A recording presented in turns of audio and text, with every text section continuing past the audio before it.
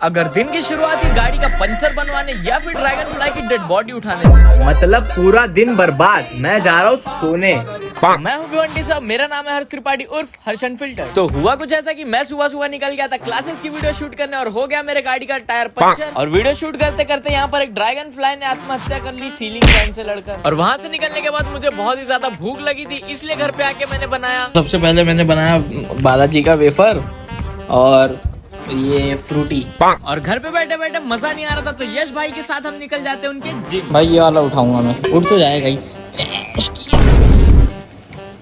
ओ भाई मैं भी मस्ती कर रहा था, देखो मैं भी मस्ती कर रहा था। उठाना होता तो मैं उठा दे। दिखाओ तुमको, ये देखो बच्चों ऐसी चीजें। हंसता क्या है?